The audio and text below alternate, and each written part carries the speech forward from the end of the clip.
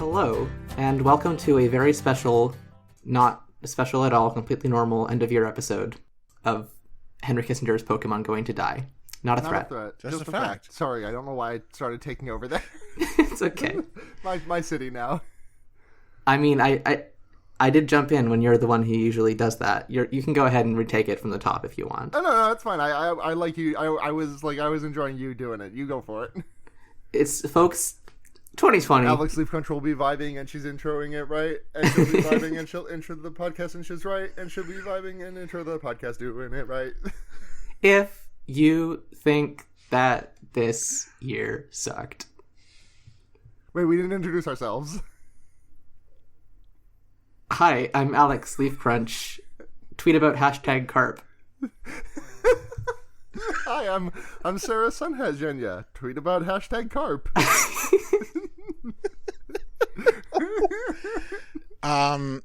My name is John, aka Bow with the Ball, the Yonky, Diggy said the Yonky, sit up, jump the Yonky.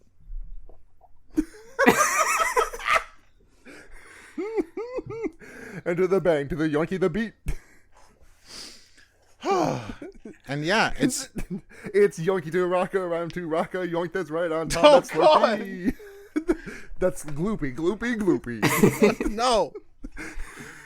That's too far from it right. Everybody will be splurging and be yoinking it right. Everybody will be splurging and be yoinking it right. Folks, this is going to be the attitude of the podcast from here on out. Yeah. You're on, grip and rip it, baby. What you sipping? I am sipping the bane of my existence, and yet the thing which has kept me through so many of the past few years, through university, college, and all that. It's Rockstar Energy Fruit Punch, baby. Let's go. Rockstar is the thing that most made me feel like when I come down off of any given energy drink, it's never really a good time, but Rockstar Energy gave me the most, I feel like my throat is closing energy when I was coming down off it. Yeah, for me, it's like, that's the feeling that I'm chasing. You're chasing the asphyxiation of a Rockstar Energy Fruit Punch. Yeah, Rockstar asphyxiation is in fact the high that I've been chasing my whole life. That's how David Carradine died. No. He died when he was five-finger death punched by Beatrix Kiddo. And that's how I wanna remember go out. him. Okay. But yeah, 2020. What a time. It's been a fucking year, folks. And I guess an airing of grievances is in order. I am so fucking sick of 2021 hopefulness. Like this year does not, there's not going to be someone who comes up and cuts the film at 24 and then starts a new reel on January 1st. And yeah. I'm just so exhausted about it. It's going to be 2022. 2020 New Game Plus, baby. Exactly. Literally nothing will change. The year is we're going to prestige. I know people are making those memes also, but I've grown more and more disillusioned with the idea of, we just got to get out of this year because this year's been so doo-doo ass. The next year is so full of promise. Maybe this is just pessimistic of me at this point, but I think it's just more being realistic. Yeah, I mean, I think people need lies sometimes to keep themselves going. You know what? That's true. As Fleetwood Mac once said, "Tell me lies, tell me sweet little lies." Yeah. And sometimes the little lies you must tell yourself are that 2021 will be any different from 2020. And you know what? As long as everyone keeps being safe, then it will eventually get better. Yeah. Wikipedia has a list of all of the different calendars. There's the Discordant calendar, and then there's the Assyrian calendar, and the Gregorian calendar, obviously, and the Iranian calendar. And it's all of those different numbers and all those different calendars and all of those different records of keeping time weren't any more effective at making grand sweeping changes happen just as the clock resets. It's like, right. It's like, it's just like, it's like voting. It's like, in terms of optimism for 2021, it's like, okay, there's nothing that I could do on January 1st, 2021 that I cannot start doing like today, in terms of like bettering my community and reaching out to people who need help in my community and all that other stuff. It's like none of that's gonna like magically be more viable on January 1st. Right. You know, and it's like nothing's gonna make things better until like so many things change, but like everyday people take the initiative to change things for themselves and their community.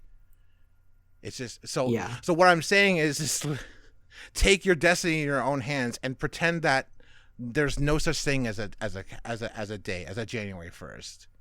And how would that change how you act today? Right. Yeah. Yeah. But I totally feel you on the optimism. It's like, you know, I think when like everyone on the timeline is so overly optimistic, it can make your realism feel like super pessimistic. Yeah, for sure. Yeah, but right. It's like, yeah, I'm not trying to be a poo-poo head on people's parade, but also it's like, I don't know. Yeah, no, I totally get where you're coming from. We don't have to spend too much time on this. I'm just, does anyone else have any other grievances to air that we can dissect in this open space? I mean, yeah, I think that you know, the future is so uncertain, and I just, you know, I think probably the one grievance I want to air is that, you know, the problems that COVID-19 has inflicted on the average everyday person has not stopped the machines of capital from doing their worst as well. It's like there was never a unilateral slowing down of time. It was like the machine of capital kept moving, and it's just that individual people got like their lives completely upended. And and as far as I'm concerned, fuck landlords and fuck cops, and just fuck them all. Fuck every CEO that has increased their net value over this year. Yeah. Fuck Jeff Bezos, who in June of this year, in a single day in June this year, or July it might have been, he increased his net worth by $13 billion in a day. Yeah, and fuck all the politicians who, you know, on the one hand they're gonna watch, like they're gonna hear the news that 18 members of their community died, and they're gonna say, well, you know, we're still not quite sure whether or not we should go into phase 3 lockdown or phase gray lockdown or phase black lockdown, whatever metric you want to go under. Because as far as I'm concerned, those politicians ain't going to show up to the funerals of any of those people who died in their community, whether it's one person or 18 people. So so anyone who's died under non-lockdown conditions, that's on the local politicians and the locals who completely subvert all of that, all the expectations and all the expertise. You know, all of those deaths are on you. Yeah, the county that I'm in is in like a real bad spot right now. Like we're like leaping by like 500 cases a day. On our good days have an increase of 400 odd cases per day. On some of our worst days, we've been like 700. I think one day it even had an 800 increase. Jesus. And our local government is just like, please wear masks. I had to drive to you know, run an errand yesterday, and I was on the freeway, and I just saw a couple of signs that were like, celebrate safely this New Year's, avoid shutdowns, and like hashtag New York Strong. And I'm like, we're just kind of crossing our fingers and hoping again, huh? Just kind of hoping that no one does a party. No one does a party like they did for Christmas and for Thanksgiving. Oh God, yeah, that's. And also keeping all the industrial centers that are the epicenters of outbreaks open. Yeah, we're just gonna do it. Like the mall is open. Yeah, the mall is open, and that is indicative of a failure to understand very basic things. And the vaccine is a product. It's a product, first of all, that's going to be rolled out, and it's going to discriminate, and there's going to be discrimination all along that supply chain against marginalized communities, against First Nation communities, against Indian reservations. and remote communities, and Yeah. and just carrying on again as normal is just not going to be enough to change things. And it's, I think probably the worst part about the pandemic is the feeling that everything can feel like the perfect moment to act and to do something really, really important and impactful in your local community, but also dealing with the fear that if you go out there and you get the virus and you bring it back to your community or you bring it back home, that you're causing greater damage and greater jeopardy to your own life and to the life of others around you. Like that is Kafka-esque hell to live in. It truly is. That, like, you know, that a story that I brought to HKIP this year, the Landback Lane site, like that site's still going on. They're preparing for their winter. They're preparing for winter encampment right now, and it's like, okay, do I go there and help set up for the winter encampment, or do I stay home and just give them money and then just hope that that's enough for them to get the materials that they need to do what they need to do? And so it's like, you know, it's just such a frustrating thing. And I think that, you know, on the one hand, we have to listen to the experts who say that the best way for you to protect yourself is to not leave your house. And it's like, but not everyone has that option. Not everyone has that option. Not like, yeah. I know it's been talked to death on this podcast and everywhere else this entire year, but it's just so frustrating that like if we had just like shut down for 3 weeks, like as a country, and it would not have fixed everything, but like if we had just like hard committed to a big shutdown for 3 weeks, we could have really just not had, we really could have not just been like sprinting towards 400,000 deaths in this country. Exactly. And now, and what we just learned recently is that Russia, this fucking fake ass dog shit country. Yeah. We've learned that Russia actually were lying about their COVID-19 numbers. That they're actually 3 times worse than they previously reported. 187,000 people have died in Russia from the virus. They are third behind. They are third most in the world, behind Brazil, obviously, and the United States. The vice president of Brazil got COVID, and he started taking hydroxychloroquine. Yeah. So sorry, that's just such a throwback. Wow. Yeah. I thought hydrochloroquine isn't something that I've thought about since like oh my god. Still on that one, huh? Yeah. Apparently, and you know, apparently that substance is used to treat malaria. It's an anti-malaria drug, and it's also used for lupus patients. Like that was the big issue when it was in such high demand, is that people who need it for lupus didn't have access to it. Yeah, and you love to see that, you know, despite the fact that it's been proven to not work against COVID, it's like, we're still gonna take it anyway because, you know, because the American president said that it was cool. Mm-hmm. But yeah, the nice president. Yeah. No more Mr. Nice President. Yeah. Topics. Speaking of COVID-19. Speaking of COVID-19 and government mismanagement or mismanagement or spite, really, the House passed a stimulus bill to the Trump signed a bill that gave like $600 stimulus to everybody, which is just real spit in the face. And then the next day he was like, "Hey, what if it was $2,000?" And the Democrats were like, "Yeah, we've always wanted to give you guys $2,000, and now we're doing it." So they passed that through the House very quickly, which I do appreciate. I will never hand it to the Dems, not once. But Bitch McConnell is now holding the bill in. He's holding the bill like he's saying, "No, you're not voting on that." So now Bernie and Ed Markey are like holding the defense bill hostage in response. Cool system. Listen. I mean, I would love to just see. I do love to see the defense bill leveraged like this. I would love to see the defense bill just get like I would love to see the Republicans buckle and then Bernie just say, "Okay, we're anti-war now. No more, no bill. No, thank you."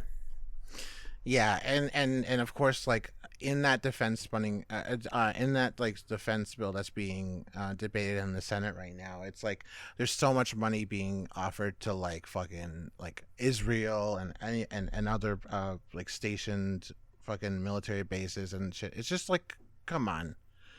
It's like, really, you're gonna him and haw over giving every American $2,000. It's like, you know, as far as I'm concerned, it's just a bunch of bullshit. And the fact that like there's so much, that $600 was the initial offer. It's like when even Trump is like, come on, you know, be reasonable. You know you're really fucked up, and $2,000 is still not very much at all. Trump's just leaning in like, you can't grease the palms with $600. You got to give him a little something. And then he slips two like $500 Monopoly bills into Pelosi's palms. He slips you a Werther's original. Wow. Oh shit! What the fuck? I love Trump now. Oh, he was so nice to Michelle Obama at Barack Obama's funeral. Okay, just gonna clip that and then just send that off to FBI.com. yeah. Bossman at FBI, big boss at FBI.gov. Finally, this entire podcast has been a honeypot to get me to say something, and that was the first time I'd ever said anything incriminating on this podcast. True. That was a really great run, Sarah. You've been so diplomatic. In all of my years of infiltration, you were the strongest, and the tallest, and the hottest, and the fastest, highest vertical leap. I do have the highest vertical leap, but I'm not the fastest. I'm pretty sure every other host of this podcast could probably outrun me. God. Imagine how much better things could be if we were not ruled over by like 500 people who like are just like that article from a couple of months ago. No, it was probably a couple of weeks ago now that I think about it.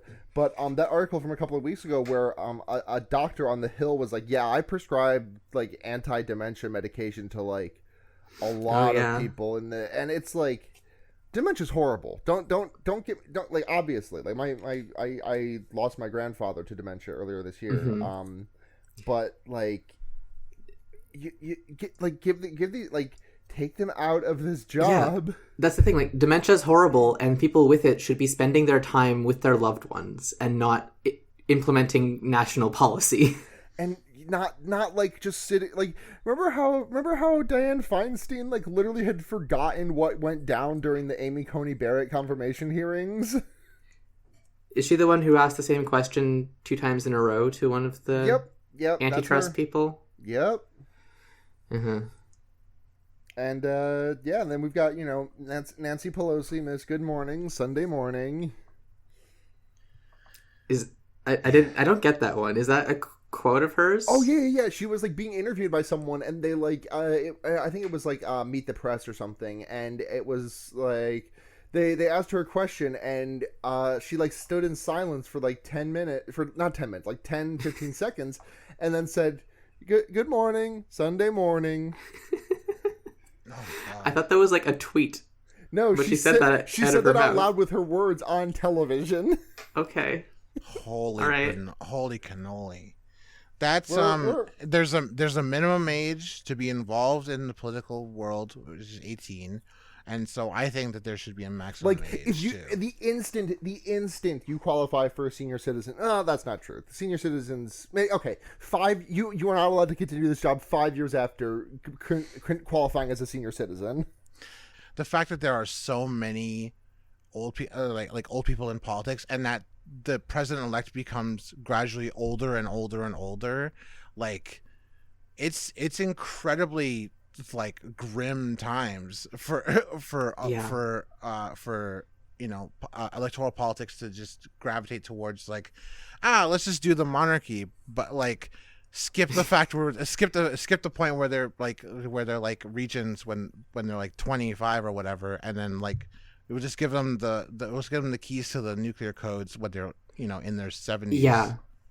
Like I don't think the issue is like allowing old people to be in office, because like there are people like Bernie who are still like whip smart, and they're like it's not that you can't be in office when you're old, it's that the way that the system works just incentivizes people to keep hold on power for as long as possible, for decades and decades, and what that does is produces stagnant, like and completely centrist or completely just pro-corporate and the way the power system works, there's like there is no way to there. Okay, well, Craig just fucked up. Thank you, Craig.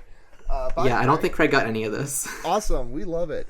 Another thing that like really just fucks with me is that like there's no way for you to like effectively unseat someone of your party without first them losing the entire seat to someone else.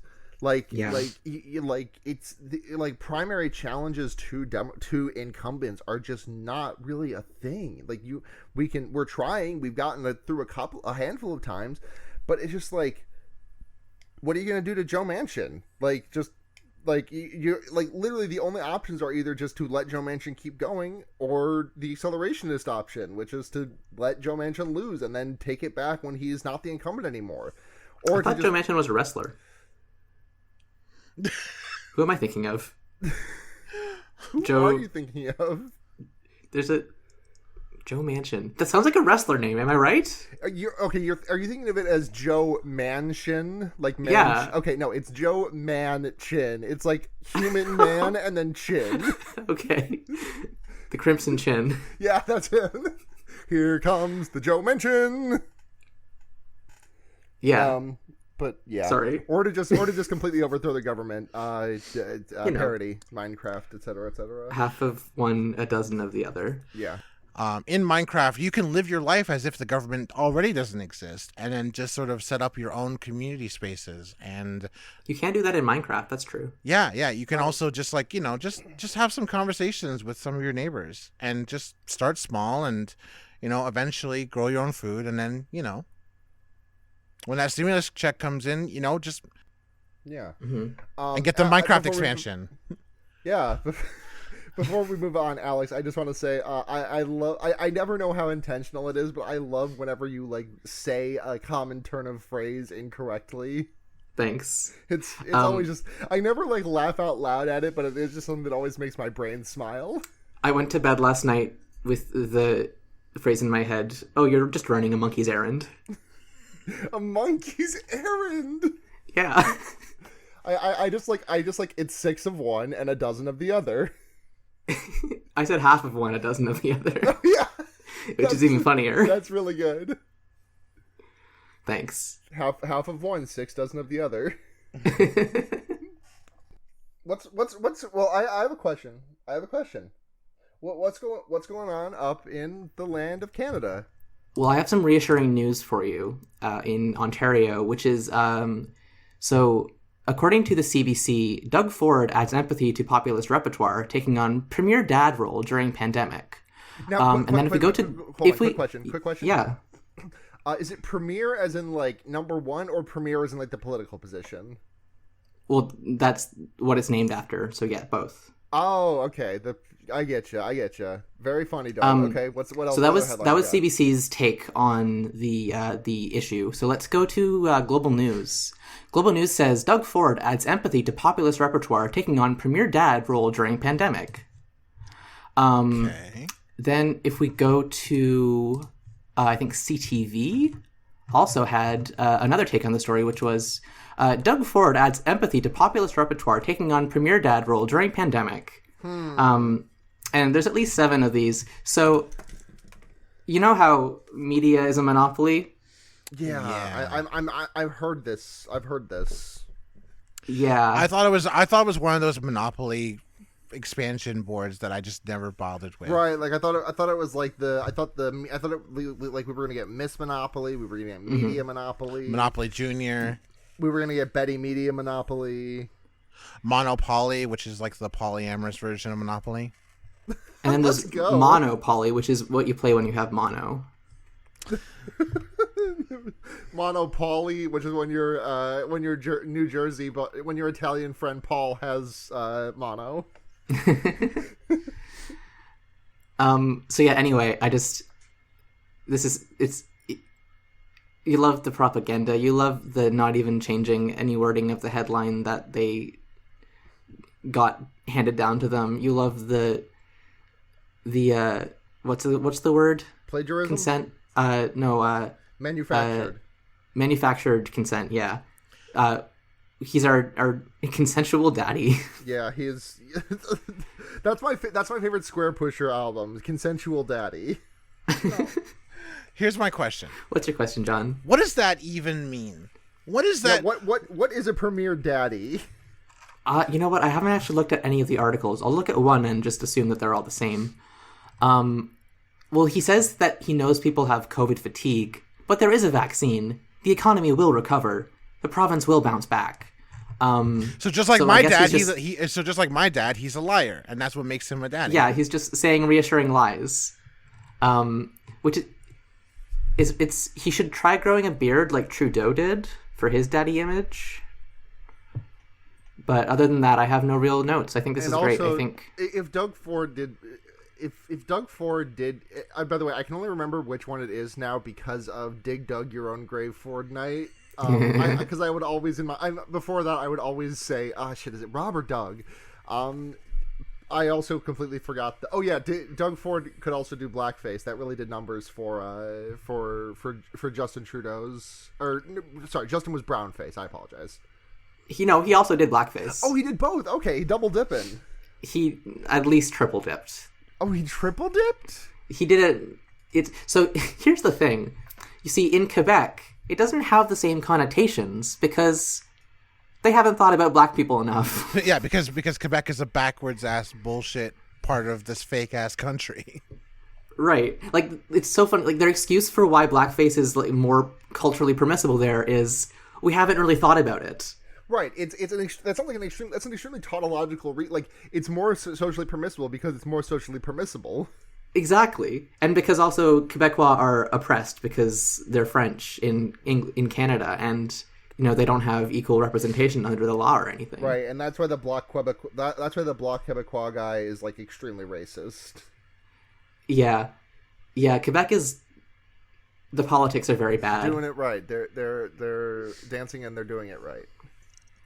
They're dancing and they're doing it wrong, really. But yeah, it's really fucked up that to not get into the weeds too much, but like two indigenous people were shot by law enforcement in the New Brunswick and Quebec area in June within 2 weeks of each other.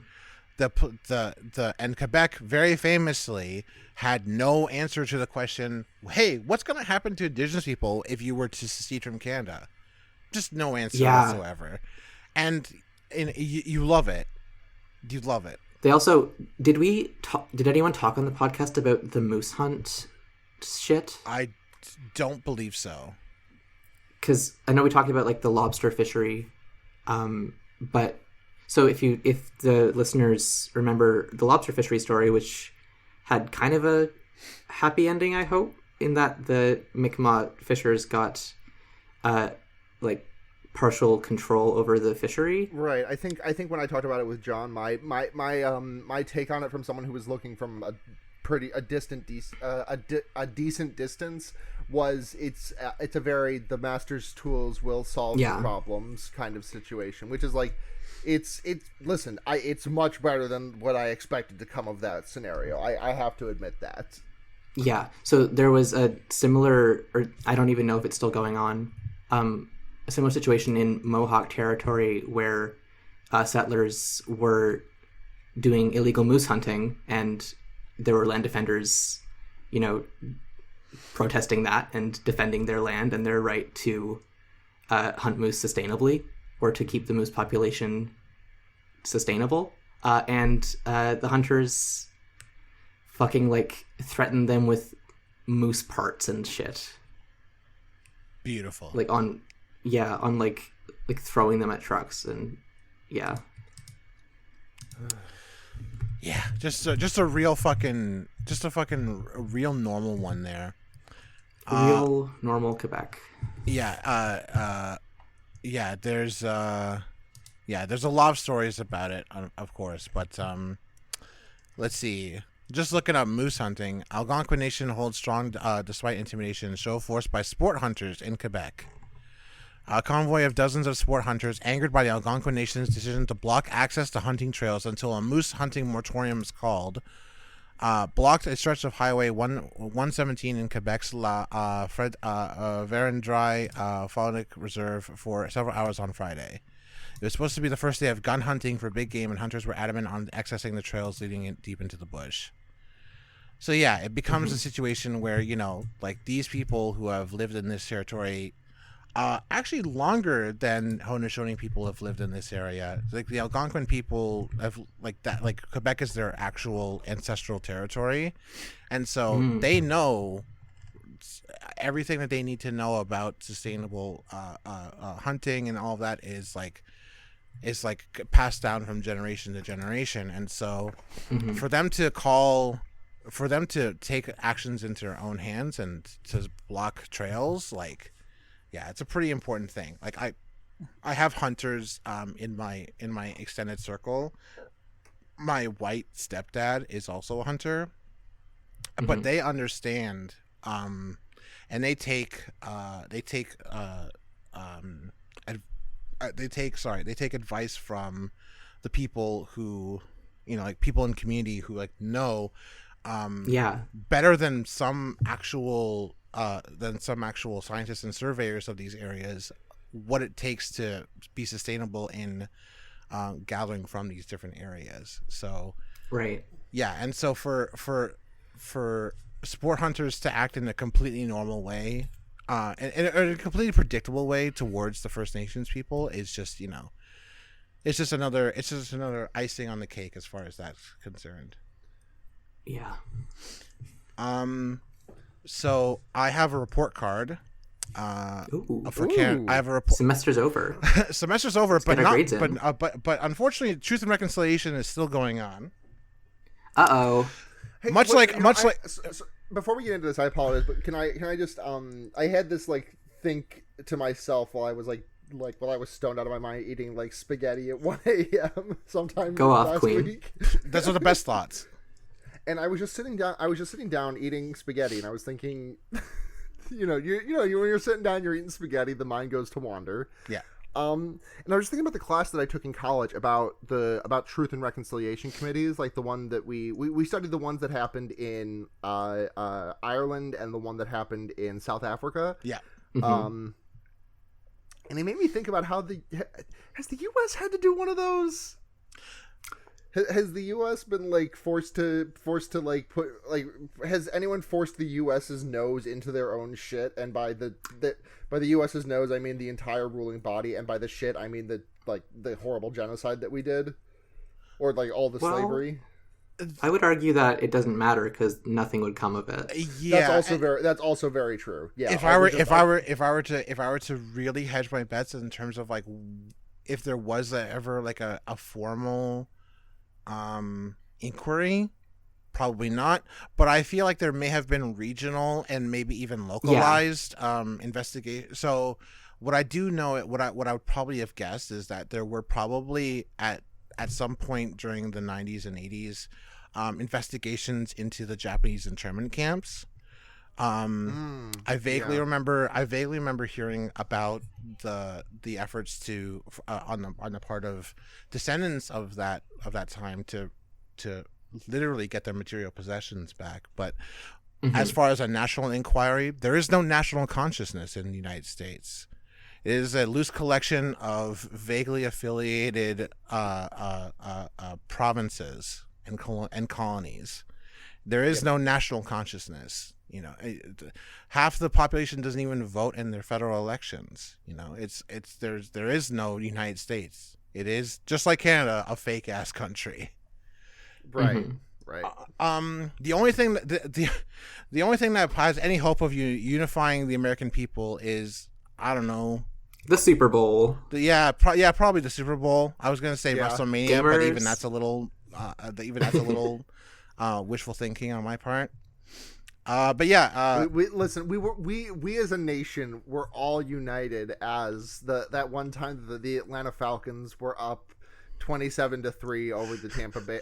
Not the Tampa, over the New England Patriots, and then Tom threw 40,000 touchdown passes and destroyed as a nation. God, that was a bad night. Yeah. Tom Brady That was a big dub for racism on that night. Okay. Yeah. Unfortunately, a win for Tom Brady is a win for white supremacy. God, that did happen, like the Super Bowl that was right after the Trump election. Yeah. I prefer racism subs to racism dubs. Nice. Good job. Thanks. You're not better than me. I just want you to know that, so you're not better. I just I want to have the cultural context intact. I want to be able to clean my room while anime's on in the background. Listen, no, that's true. I truly wish that I could, like, this is gonna sound so fucking elitist of me to say, but like, I truly wish that I could watch dubs, but I always watch them and I'm like, well, your mouth's not matching the word. Your mouth movement isn't matching the words coming out of your mouth. And like, if someone like says a word weird once, I'm like, all right, I'm tapping out. No thanks. I actually am a centrist about it because I do watch dubs while eating breakfast and playing games on my cell phone. I watch subs while doing that, which means I just have a much less cogent. I just have a much lower comprehension of the anime that I watch. Well, to be fair, you're also, like, taking Japanese class. Right, but, like, I don't know enough to, like, I know, like, words for, like, now and cafe and 4 p.m. Cafe, now, 4 p.m. Yeah, that's all dialogue. That is, you know what that is? I do have to admit that, like, when I watch anime now and I hear someone say a word or like nothing makes me pop harder than hearing someone in anime just like say a complete sentence that I know every word of, even if it's just something simple like, oh yeah. I studied at home today. Bilingualism is good. It is. It's good for the brain. I'm really digging it. I should watch more. I should have watched more when I had a much stronger grasp on the Spanish language. I should have watched a lot more. Telenovelas. Yeah, exactly. A lot more telenovelas. Speaking of doing very well in report cards, I say that only because Sarah killed it in Japanese.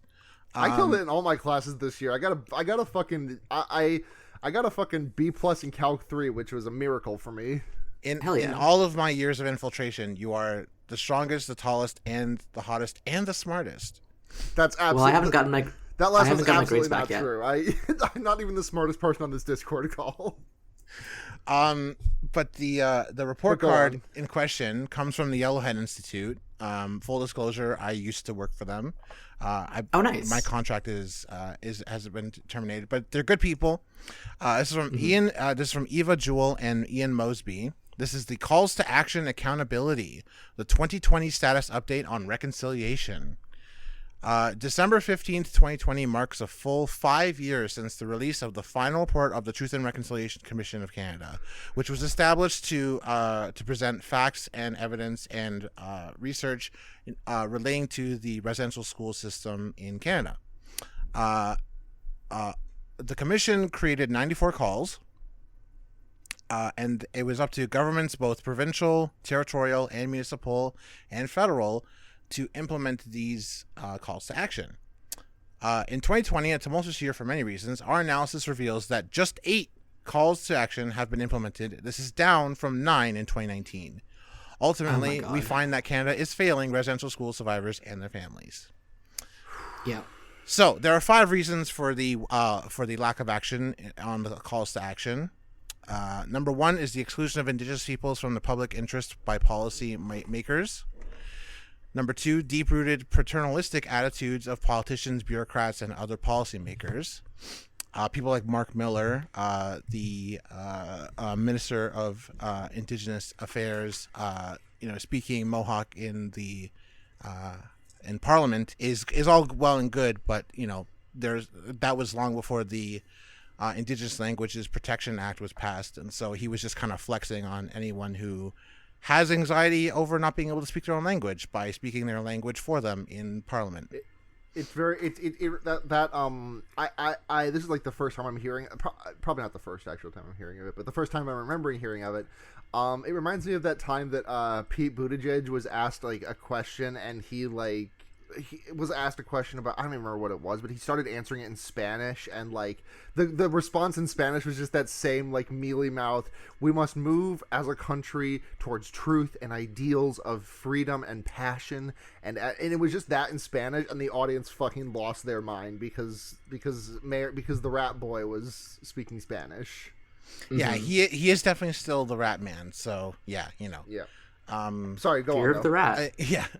God, The it third really was, reason wasn't it? the third reason is the ongoing legacy and reality of structural anti-indigenous racism, particularly in policing. For predatory non-indigenous organizations that exploit reconciliation, we'll get to that later on in the show, and insufficient resources. So there's two parts to the calls to action. There's 1 through 42, which are dealing with the legacy of structural inequalities that marginalize Indigenous people, intentionally or not, in contemporary Canadian society. Now, the legacy calls to action, only 2 of them have been completed this year. The 13, which is the federal acknowledgement of Indigenous language rights, which was technically enacted by the Languages Act during this past year.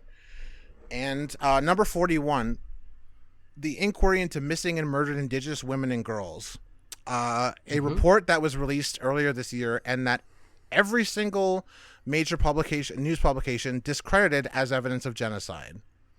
Literally every paper in this country published op-eds saying the inquiry into missing and murdered Indigenous women and girls does not meet their criteria for genocide because X, Y, and Z reason. Because they have to be people in order for it to be genocide. So those are the only 2 legacy calls to action that have been implemented. The second part, calls to action 42 to 94, deal with 17 subcategories of measures that are meant to advance inclusion of Indigenous peoples into various sectors of society, educate Canadian society at large, and establish practices, policies, and actions that affirm Indigenous rights. There are a few of these. There's 6 in total. Number 48, the adoption of UNDRIP, which is the United Nations Declaration on the Rights of Indigenous Peoples, by churches and faith groups, which was accepted pretty much unilaterally by the Catholic Church, not to hand it to them at all because they're a monstrous institution that still does harm to this day, and the Anglican Church as well. The rejection of the doctrine of discovery by churches and faith groups. The doctrine of discovery says that if you find land that no Christians live on, that land belongs to you as a Christian person, and it's key in establishing the right to murder Indigenous people during contact. Federal support for the National Center for the Truth and Reconciliation's National Residential School Student Death Register, which has been enacted. Reconciliation agenda for the Canada Council for the Arts, reconciliation agenda for APTN, which is the Aboriginal People's Television Network, is a federally funded news and media studio that is entirely run by Aboriginal people. And finally, call to action number 88, long-term support from all levels of government for North American Indigenous game. So basically, Canada continues to utterly fail and do the very bare minimum in sort of promoting and crafting and bringing us closer together to truth and reconciliation. The fact is that even some of these sort of measures have kind of only been sort of like in writing or in theory or in faith. Such as like the Indigenous Language Rights Act and the inquiry into missing and murdered Indigenous women and girls. The fact is that there are still man camps being built around pipeline sites, and of course we cannot forget the fact that there are still pipelines being built. In fact, just recently in Minnesota, a woman, an Indigenous water protector, was arrested for successfully stopping construction of the pipeline. I can't remember which pipeline is running through that place, but it's coming from Alberta to through Minnesota and Wisconsin, and it's it's one of those crude oil pipelines that this government did in fact approve. The Truth and Reconciliation Commission itself has come under a lot of scrutiny from activists as not really having the teeth needed to like really change things in Canada. And I think that even this report card, even if it doesn't come from a standpoint of being critical of the Truth and Reconciliation Commission, it shows that even when you're supposed to meet the bare standards of a watered down version of the Truth and Reconciliation Commission, Canada still fails. Yeah. Canada is a fake ass country. Canada is a fail ass country. A fail ass country with fail ass policies. Yep. Doing cringe policy as a fail country. Yeah. Cringe reconciling my fail truth. There we go. What else do we have before? Because I had I have a thing to suggest we do between news and Lightbringers. So I'm all newsed out. Okay. John, anything else? Yeah, I can do a couple of quick roundup things if they don't interfere with your thing.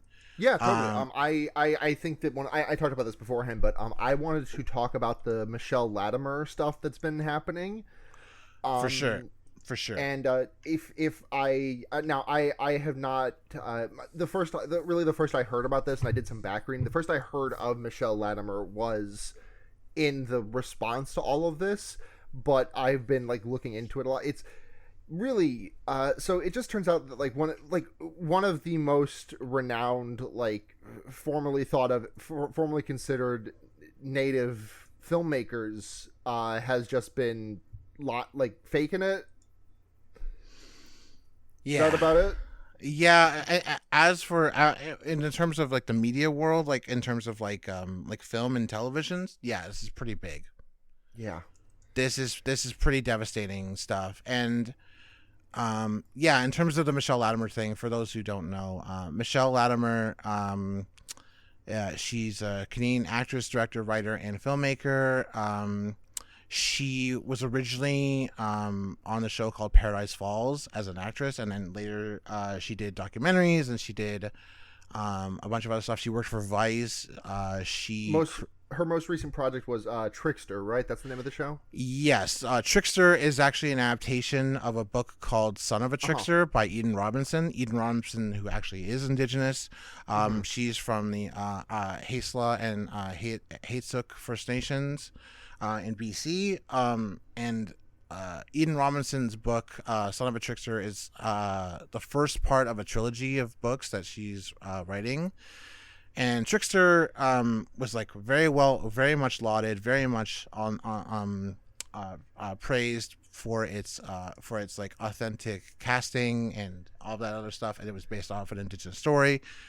But Michelle Latimer, the director and showrunner for Trickster, who directed all of the episodes of that show, was outed as being non-Indigenous, being someone who whose story about who they were as an Indigenous person changed from early on in their career, and there were inconsistencies, and then eventually the community that she claimed to be a part of just were like, who are you? We don't know who you are. she doubled down on it, because her response was basically like, well, this is what my mom always said. Mom always said, life is like a box of chocolates, and also we're Indigenous, and so I don't know what to tell you folks. Sorry. Yeah. She was also the programmer for the Imaginative, which is the largest Indigenous film festival in Canada. She was a programmer at the Hot Docs Film Festival, and she was the programmer advisor for the Winnipeg Film Group's Cinematique and the Regent Park Film Festival. So she was given. Wasn't she also the recipient of multiple grants that are for Indigenous filmmakers? Oh yeah. In Canada, especially sweet Lois. Especially in television and media and film, there's really not much that can be made in Canada unless you are given explicit permission or allowance by Telefilm. So and also with regards to Canada Council and Ontario Arts Council, depending on where you get your stuff from, where you get your funding from, like there are Indigenous specific grants, and there have been for years, basically. So this person who was in the business space essentially for almost 20 years finally gets outed as someone who was completely making it up. And, it's one of those things where, she claimed to have like Métis heritage, and a lot of people don't quite know exactly what that means. And so yeah, the ownership the title of Métis comes falls down specifically on people of mixed ancestry from fur traders in the Rupert's Land area, which was Manitoba and a bit of some of the neighboring provinces and territories as well. But there's this assumption that you're Métis if you have just mixed ancestry in general, whether you're not your Cree. If you have like a single ancestor that you can trace. Yeah, whether or not you're Cree or Haudenosaunee or whatever, Métis is not synonymous with mixed blood. It is very specific time and place where often fur traders would be adopted into clan systems, and then their children with Indigenous people would be given this title, and then they would become their own distinct nation. Métis people are not federally recognized as a distinct class of Indigenous people. The only federal distinction is whether you're Indian or non-Indian. And that is literally still the term that is used to this day under the Indian Act of 1876. There is no distinction for Métis people or Inuit people. So in that respect, you can really get away with a lot by claiming to be Métis. And there are, as previously mentioned, many predatory groups and ad hoc organizations that claim to be Indigenous focused or rooted or like support Indigenous people, but in fact what they do is they give people fake nation cards to Métis nations, and so people can go around and say, I'm Métis, I have my Métis nation card. Meanwhile, and they often they sell it, right? Like it's give us $500 and we'll give this to you. Exactly, and so it becomes like this thing where you're not registered under the Indian Act, but you're on the you now have quote unquote ID that demonstrates you as having Indigenous heritage and Indigenous community connections. And yeah, it's a really big failure on the part of literally everyone involved in that production and in basically any production or industry or institute that she was a part of, that no one was ever really quick to think like, maybe we should check this person out. Maybe we should check out to see if their story is right. And just looking from an outsider, it's like I saw like the two posts. I saw like posts side by side of like Michelle Latimer's response and what was the author of the Son of a Trickster? Ian Robinson, yeah. Yeah. I saw like their Facebook posts apologizing side by side, and Eden Robinson was like, I fucked up. I should have done more research on this. I should not have just taken this at face value, and as such I will be like donating proceeds from the show or something similar to that, like to Indigenous organizations. And Michelle Latimer's response was just like, I was told something very different by my mother, and thank you very much for your money. I will not be back for Trickster Season 2. Bye-bye. Yeah.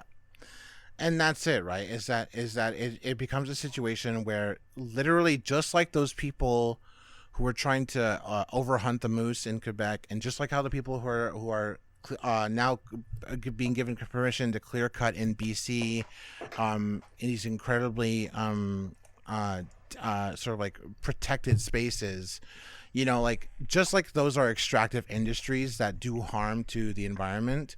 This is an extractive industry that takes the stories of Indigenous people and spins them and turns them into a profit for people who are not in these communities and who haven't faced these historic exclusions.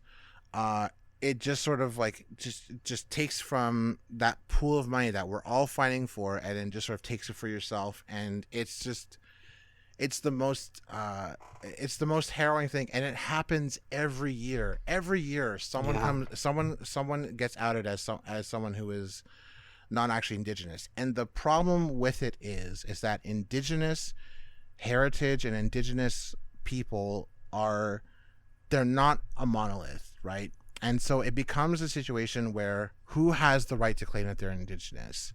If you have one ancestor, if you have community connections, what about people who are not connected to their community because of colonialism, you know?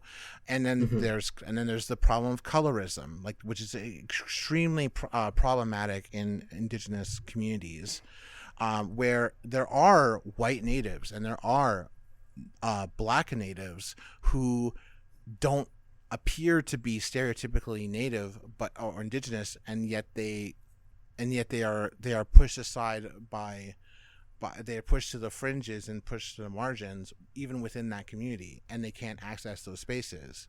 Right, and right. So like it's like there's enough moving parts happening at once. Like it's complicated enough without like these outside factors of like people worming their way in and taking the resources because they want to fast track something.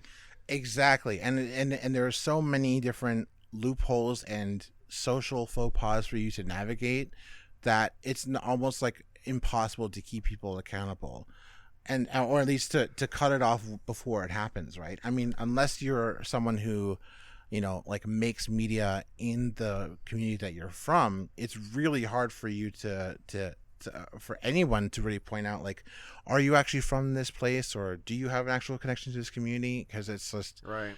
There are so few of us that you and the media landscape has been so exclusionary the whole time that you will take whatever kind of representation that you can get, and you just kind of have to grin and hope that maybe this person is genuine. You know, like this year, a very prominent poet whose name is Gwen Benaway.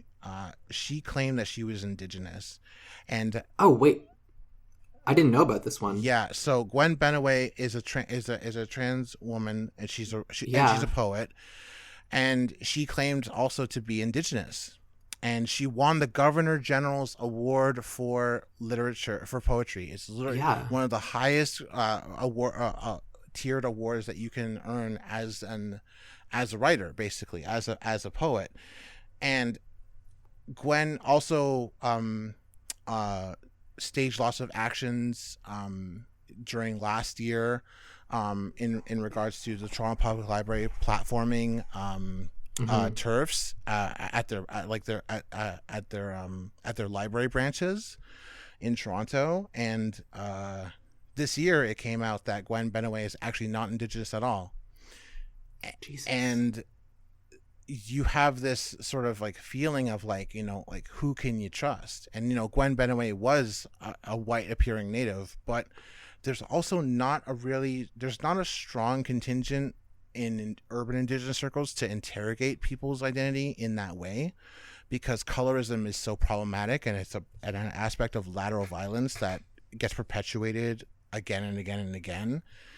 And so you're trying to drop the colorism, you're trying to be welcoming, you're trying to be understanding, and you give people the benefit of the doubt, and you give people a modicum amount of faith, and then they just turn around and they turn out to be something that they turn out to not be what they said they were. And so they abuse that trust. Exactly. And then so, you know, Gwen, who already had a very strong culture around her of like being someone who, like, you know, like TERFs would obviously, you know, they put her in a position to be seen as someone who was always lying about who they were, and then they actually get outed as a liar, but for a completely different reason. And then it becomes kind of like this situation where everyone just kind of has to throw up their hands and say, fuck, like who can you trust? Who, like, what can be done about this? Like, you know, what is going on? And you know, I just looked it up, and I'm really unfortunate to have to get into a little bit of an angry territory, but Jonathan Kay, who is known very strongly among people in Canada, I think, mostly. But John Kay is known as like this really fucking like huge piece of shit garbage journalist, quote unquote journalist. Not the John Kay of animation. Okay. No. John Kay, he's he's the senior editor of the Quillette, an absolutely dog shit reactionary website. Okay. And he was that puts it in context for me. He was the editor-in-chief of the Walrus as well. He is a huge piece of shit, and and he just released an op-ed in the National Post. This fucking guy, Michelle Latimer saga shows that DNA can make or break your career. And this is coming from the person who said that cultural appropriation was an appropriate thing for Canadians to do because writers should be allowed to write about anything. If I had a megaphone, I would, and if I had a megaphone directly in Jonathan Kay's ear, I would tell him to go fuck himself, because no one should be opening their mouth and flapping their gums about the legitimacy and the value of other people's words, when all they do is literally just spend their time on the publishing and platforming fascist and other reactionary garbage. Fuck that guy. Fuck Jonathan Kay. And you know what? Fuck with Michelle Latimer too. Fuck B to Michelle Latimer. Fuck all. Fuck the National Post. Yeah. Fuck the National Post. And honestly, as far as I'm concerned, like anybody who wants to appropriate Indigenous stories and Indigenous culture, you want to take the last thing that some of us don't even entirely have to ourselves. Go fuck yourself. Support Indigenous artists, support Indigenous writers, support the real thing, and stop pretending that stop trying to colonize our stories. Mm-hmm. For once. Yeah.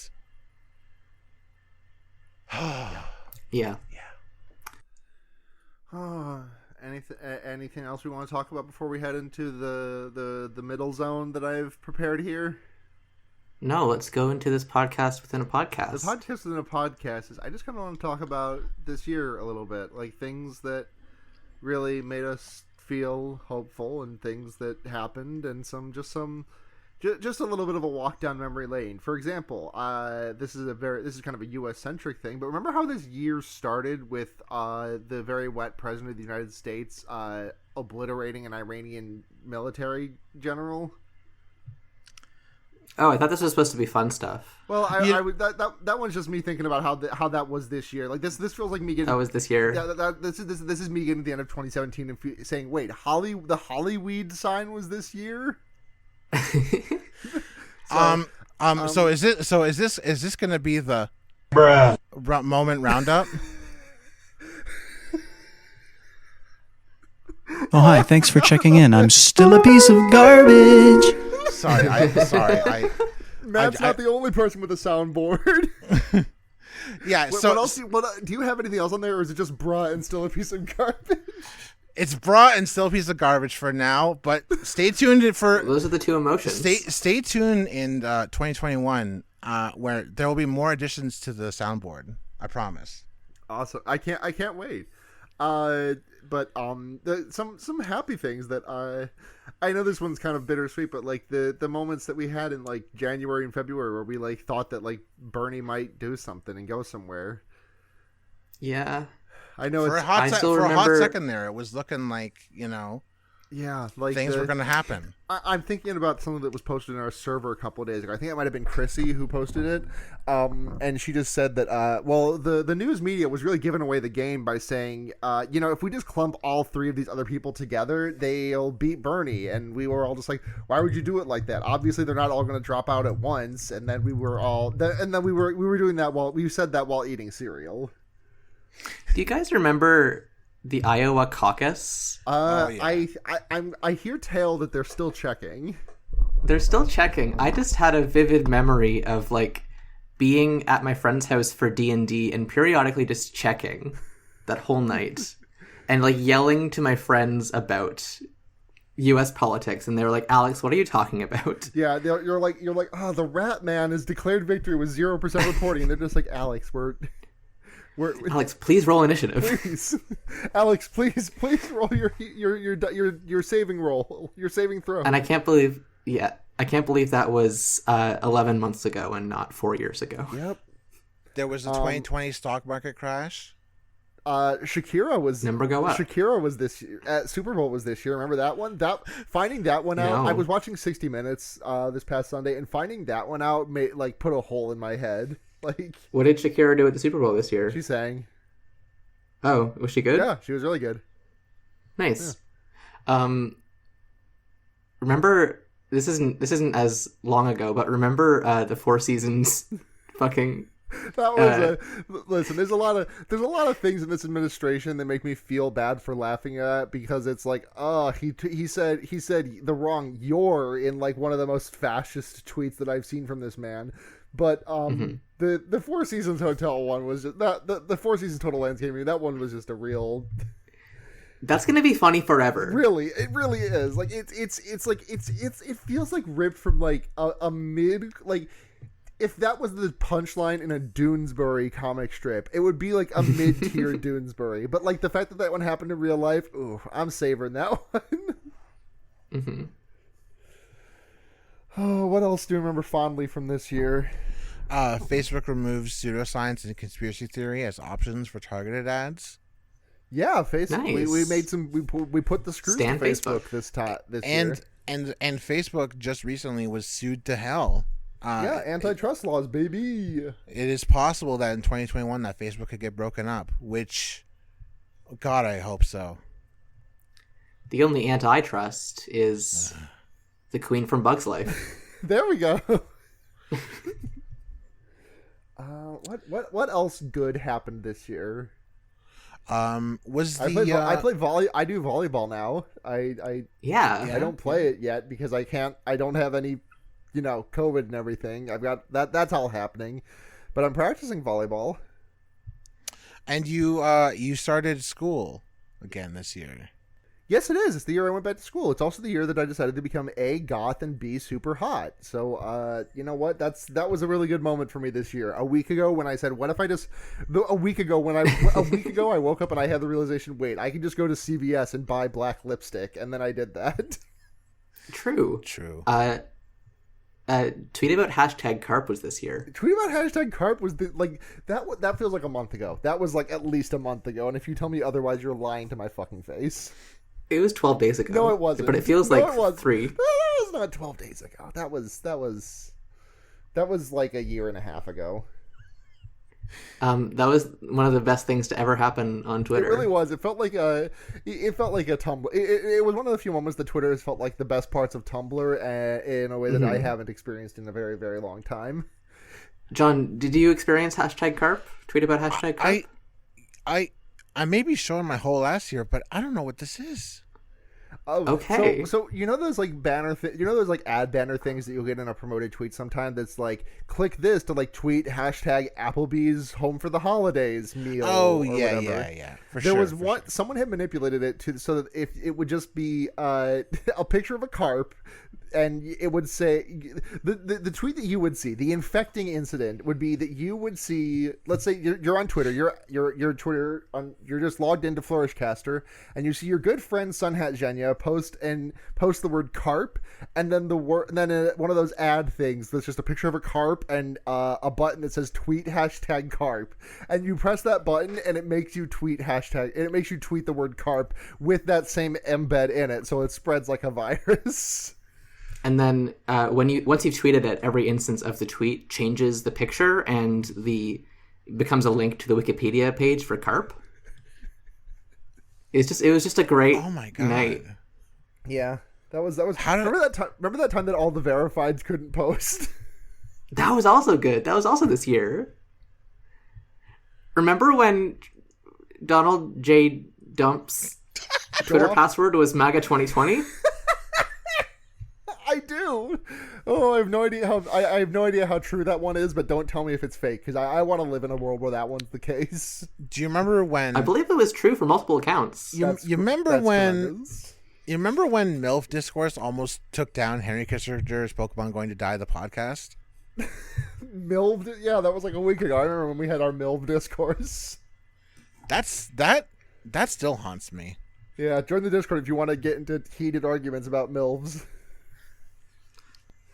Shinzo Abe announced his resignation this year. Oh, yeah, that happened this year, huh? I feel like that was like, if you would put a gun in my head and ask me when that happened, I would have said like 2018, maybe. Yeah, I mean, Shinzo has been around for a goddamn long time because he's the longest serving. But you know what? He got really fed up with being the 57th Prime Minister of Japan and everyone keeping it real with him and telling him that they will not improve Japan's declining birth rate. Mm-hmm. Yeah. What else?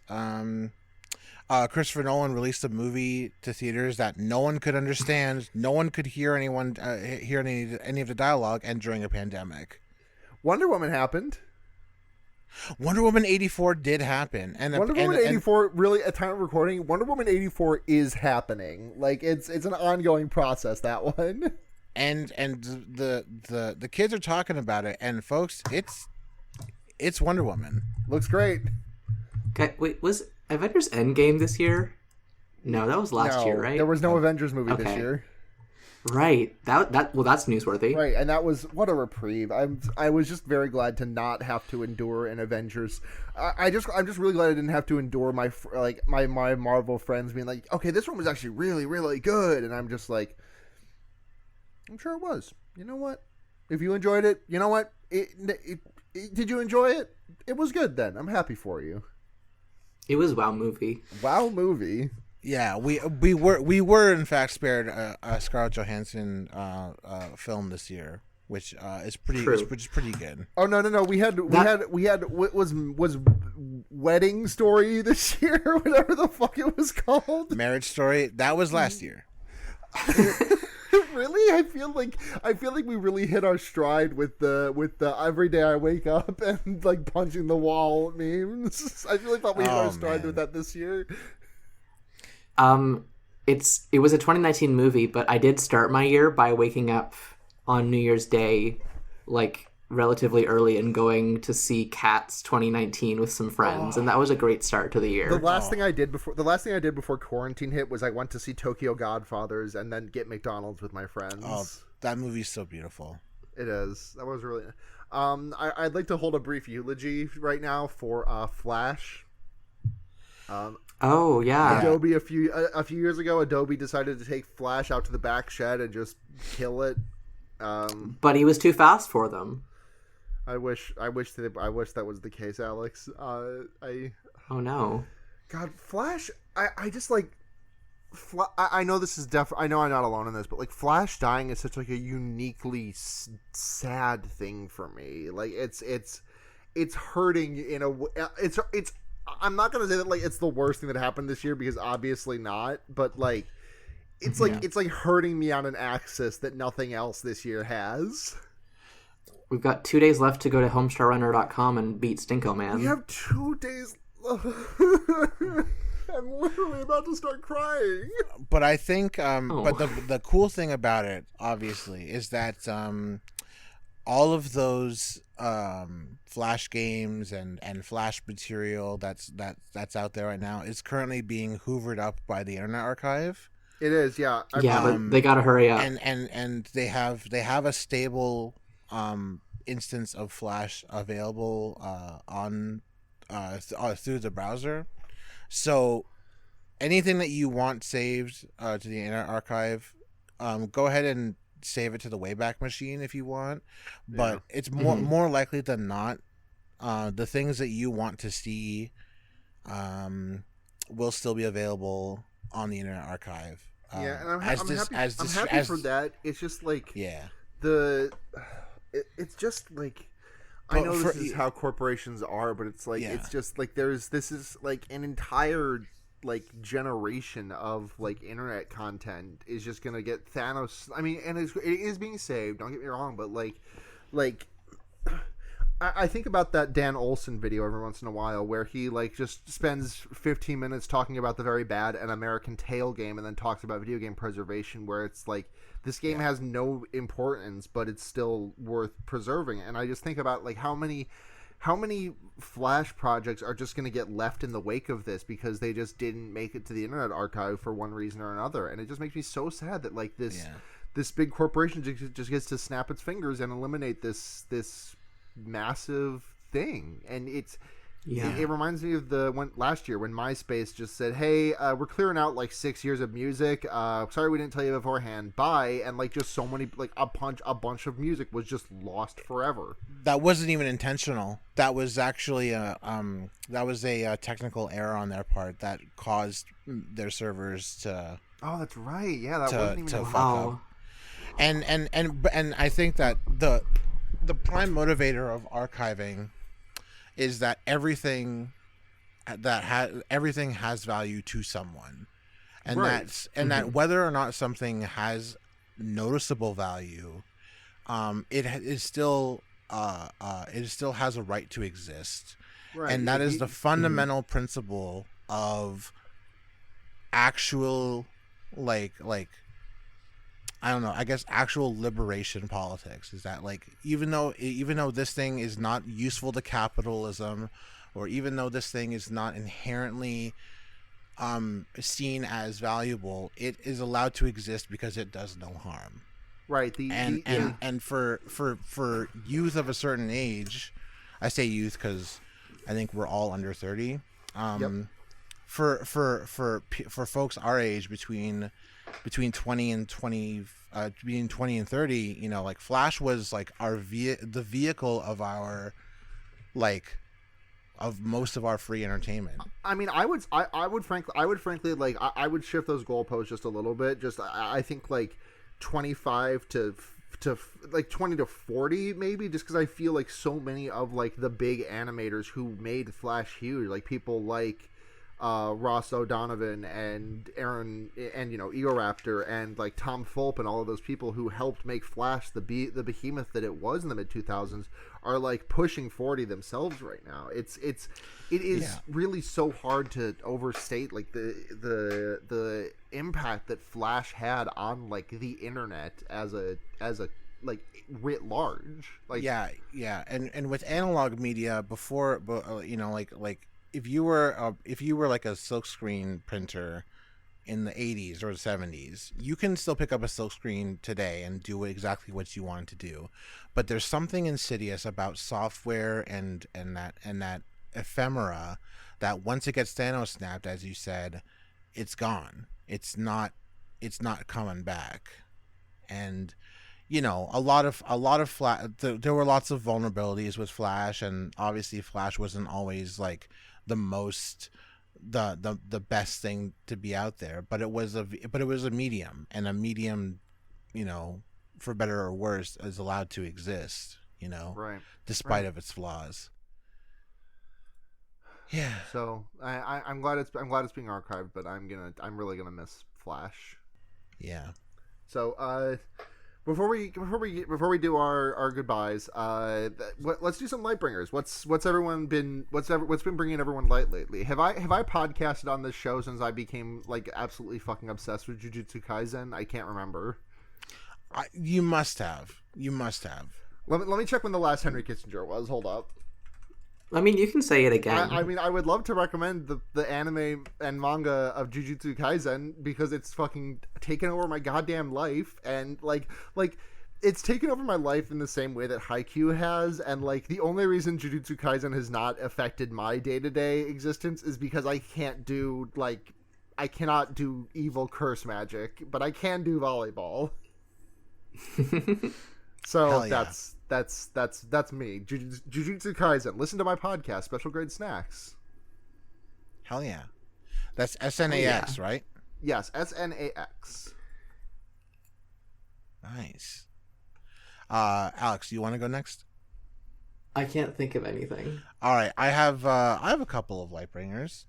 So, the Internet Archive is my big Lightbringer. I was gonna bring it as Lightbringer before I mentioned it before, but yeah, it is the single greatest thing I think I have really sort of like dove into this year.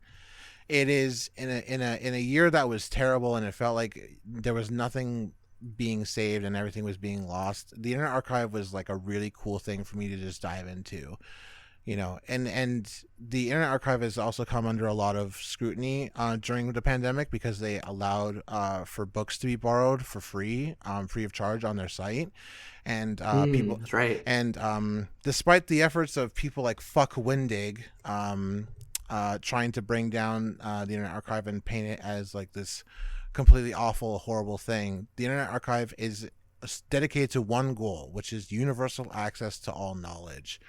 And if that interests you, if you are interested in video games, old media, analog media or digital media, it doesn't matter, films, music, podcasts, anything, old websites, go to the archive.org, and if you can, sign up to be a donator for them, because like they do amazing stuff, and they deserve to exist, and they were probably one of the better sources of light for me this year.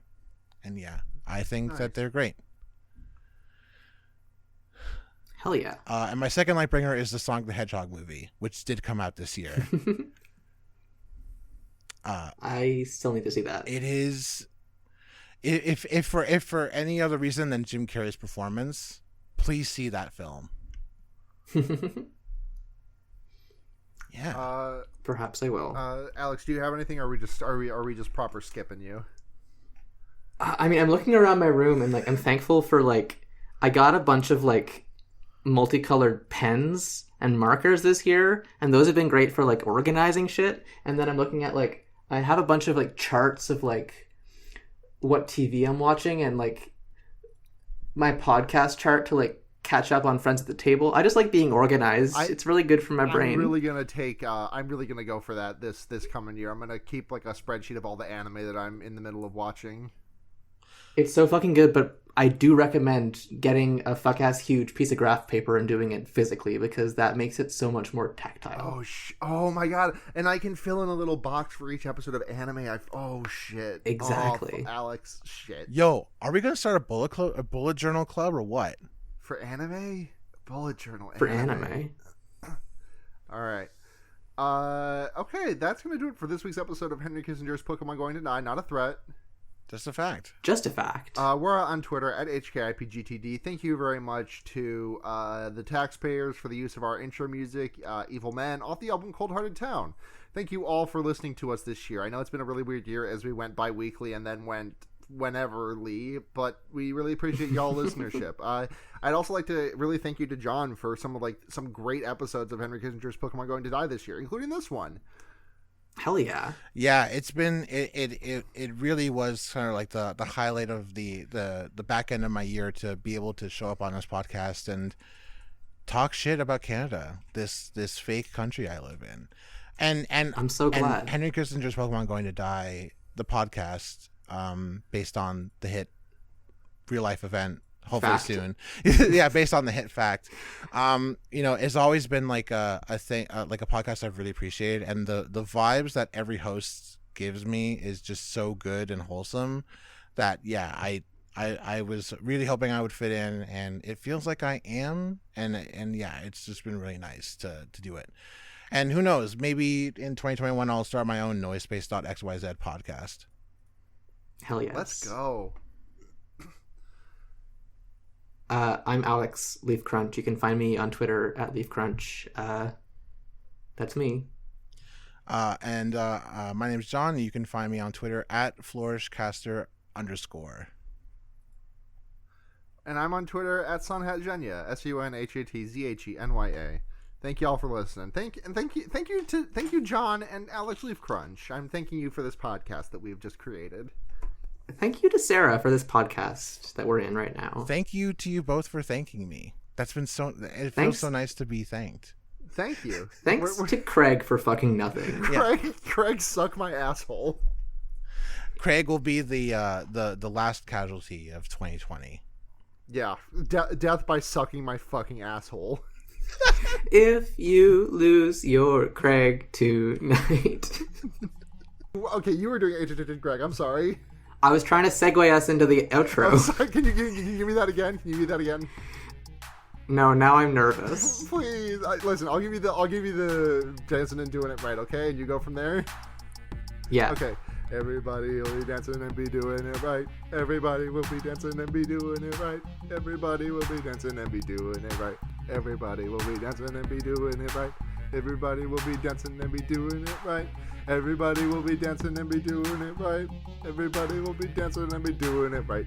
Everybody will be dancing and be doing it. If you lose your Craig tonight, better have an audacity that was all right. Right. Good luck to whoever's editing to sync that up. Bye.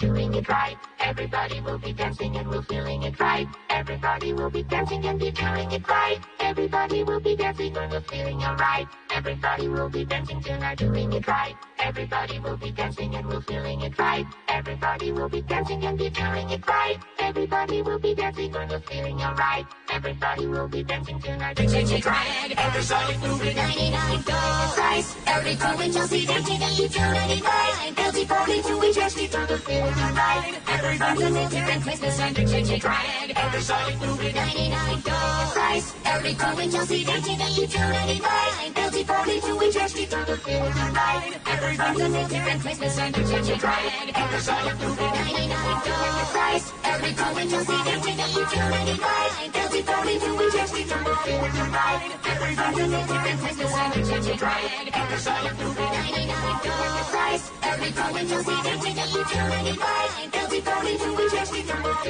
right. Everybody's a different Christmas and it's right. Everybody will be 99 dollars. Every time we Chelsea dancing and you doing it right. Guilty 42 we just need to feel right.